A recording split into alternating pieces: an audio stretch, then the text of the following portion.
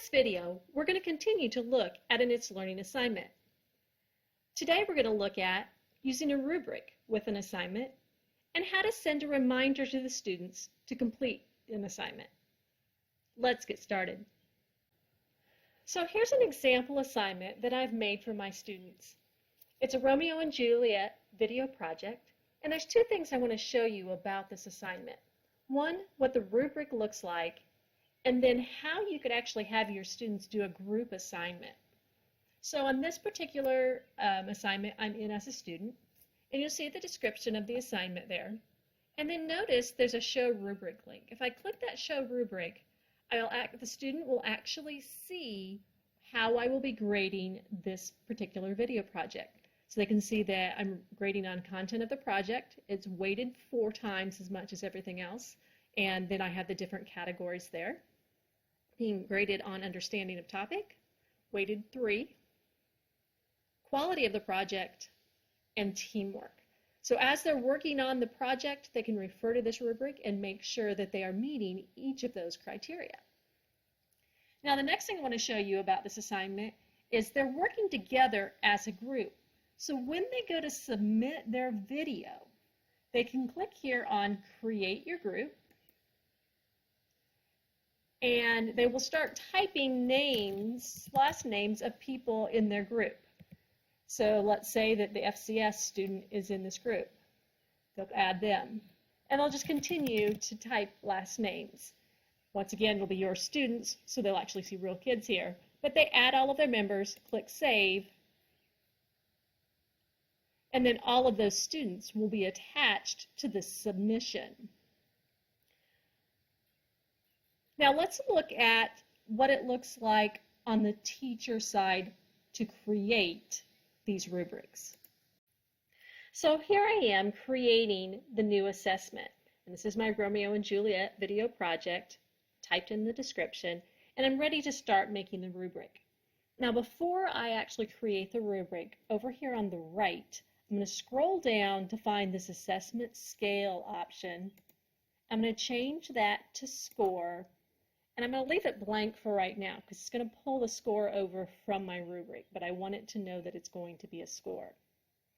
Now I'm going to go back over to the left side. I'm going to scroll down and notice there's a button for Manage Rubric. So I'm going to click Manage Rubric.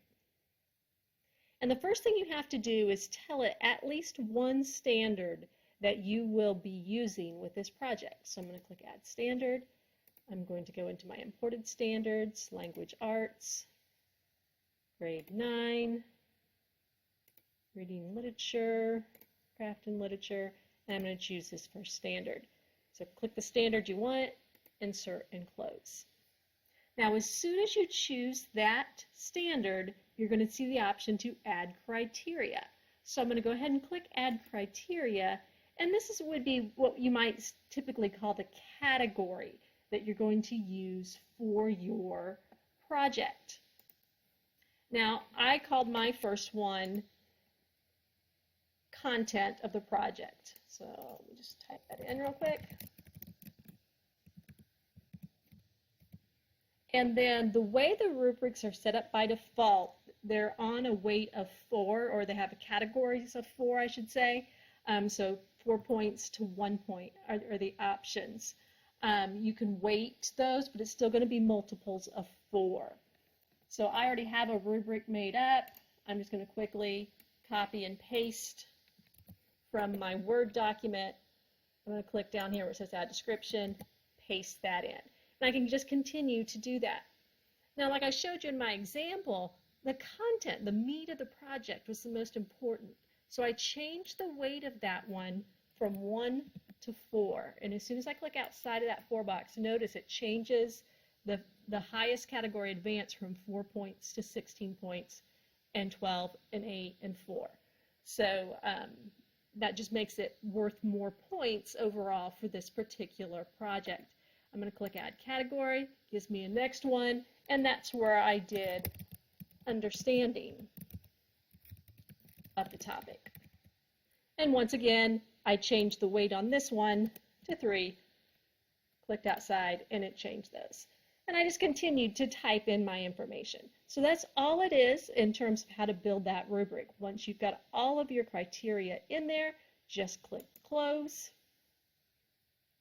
and then it will be attached to that for the students to see. Now in the next video, I'm going to show you how you actually go through and view a student submission and give them feedback and grade with that rubric. But for this video, I want to end with how to send a reminder to a student that they haven't completed their assignment yet. So I'm in the same project, and to send a reminder, all I have to do is go up here to this 3-dot button. When I click that button, notice there's a choice for send reminders. And if you hover over it, it says, do you want to send a reminder to all participants who haven't made a submission? And just click that button. It'll say that same question, say yes, send now, and those students will then get a notification.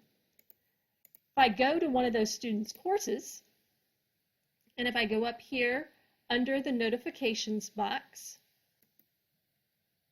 notice there's the reminder to submit their project. So if they can click right there on that link and take them straight to the project to complete. I hope you know a little bit more about assignments.